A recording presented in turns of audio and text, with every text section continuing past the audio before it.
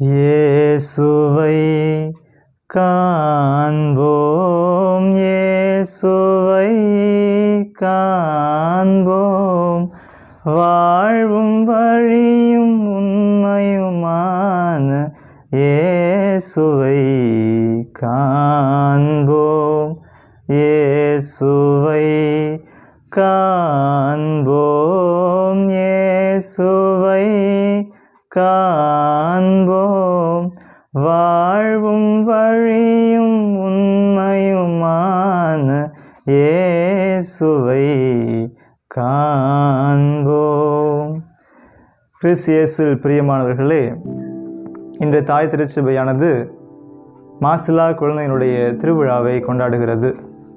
இந்த விழாவானது சிறப்பான விதத்தில் நாம் அனைவரும் நம்முடைய வாழ்விலே உள்ள இருளான பகுதியை களைந்துவிட்டு ஒளிக்கு நகர்ந்து செல்ல நமக்கு அழைப்பு விடுப்பதாக அமைந்திருக்கிறது. பல்வேறு சூழ்நிலைகளிலே மக்கள் அனைவரும் இந்த விழாவினை, அதாவது மாசிலா குழந்தைகள் தாங்கள் மாசடைவதற்கு முன்பதாகவே கொல்லப்பட்ட இந்த நாளிலே அதை பற்றி துயரடைய வேண்டும் என்று நினைத்திருப்பார்கள். ஆனால் அதையெல்லாம் கடந்து இன்றைய வாசகங்களும் இந்த திருவிழாவும் நாம் அனைவருமே நம்முடைய வாழ்க்கையில் உள்ள இருளை அகற்றி ஒளியின் மக்களாக வாழ, கிறிஸ்தவ நம்பிக்கையில் மென்மேலும் ஆழமாக அவர்களை ஊன்றி அவருக்கு சாட்சி பகரக்கூடிய மக்களாக வாழ நமக்கு அழைப்பு விடுக்கிறது. நம்பிக்கை என்று கூறும்பொழுது நம்முடைய வாழ்விலே பல்வேறு சூழ்நிலையிலே இந்த நம்பிக்கையை தளரும் விதமாக பலவிதமான துன்பங்களும் துயரங்களும் ஏற்பட்டிருக்க வாய்ப்புகள் இருந்திருக்கும். அதிலும் சிறப்பாக கிறிஸ்துமஸை ஒட்டிய இந்த காலகட்டங்களிலே நிச்சயமாக நம்முடைய வாழ்க்கையில் பலவிதமான ஏராளமான துன்பங்கள் நடந்திருக்க வாய்ப்புகள் உண்டு. துன்பங்களை பற்றி பேசுகிற விதத்திலே ஒரு முறை கன்னியாகுமரிக்கு அருகாமையில் இருந்த ஒரு சிறு கிராமத்திலே மக்கள் மத்தியில் உயர்ந்த சாதி, தாழ்ந்த சாதி என்ற பிரிவினை காணப்பட்டது.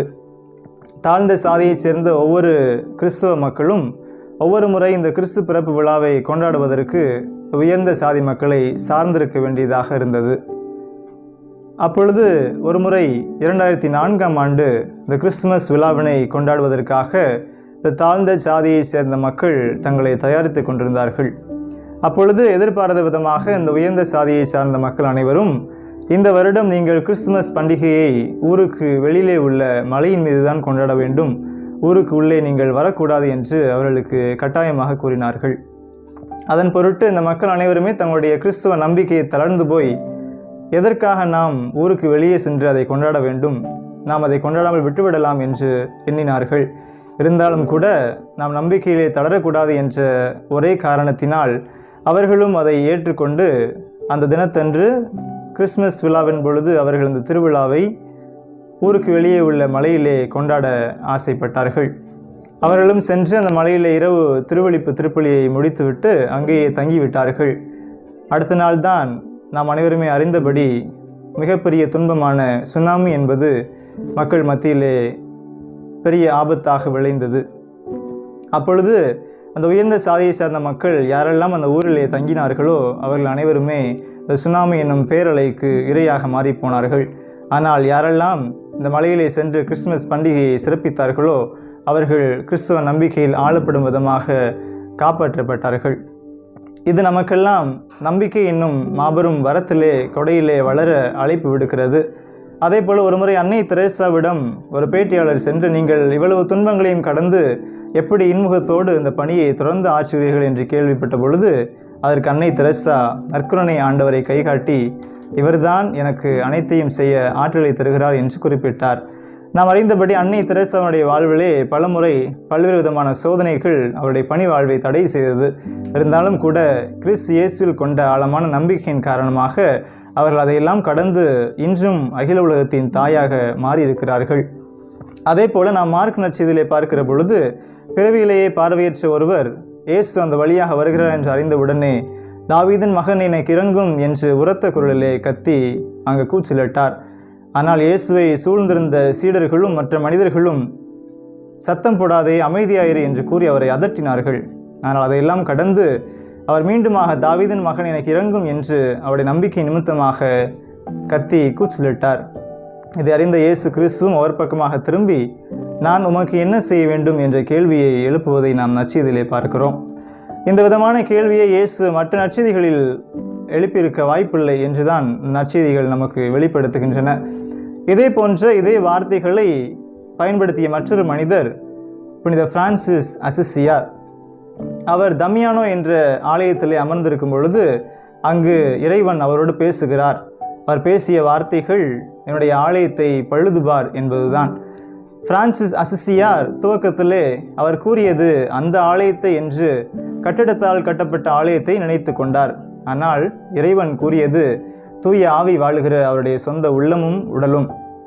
இதை அறிந்த அவர் இறையேசுவிடம், ஆண்டவரே, நான் உமக்கு என்ன செய்ய வேண்டும் என்ற அதே வார்த்தைகளை பயன்படுத்துவதை நாம் பார்க்கிறோம்.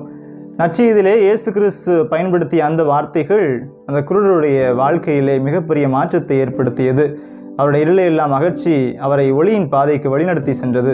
அதே போல பிரான்சிஸ் அசிசியார் இறைவனிடம் கேட்ட அந்த கேள்வி அகில உலக திருச்சபையிலும் மிகப்பெரிய மாற்றத்தை ஏற்படுத்தியது.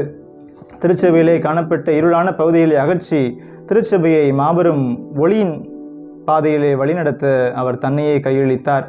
ஆம் அன்பு இறைமக்களே, இந்த வாழ்க்கையிலே நாம் சிறப்பாக வாழ்வதற்கு, இந்த இறைவனுக்கு சாட்சியம் பகரக்கூடிய வாழ்வை வாழ்வதற்கு நம்மிடம் இருக்க வேண்டிய மிக முக்கியமான பண்பு தன்னை இழப்பது தான். ஆனால் ஏரோது அரசர் தன்னை இழக்க தயங்கியதால் தான் அவர் இயேசு கிறிஸ்துவையும் சரி அந்த குழந்தைகளையும் சரி கொல்வதற்கு தன்னை முற்படுத்தினார்.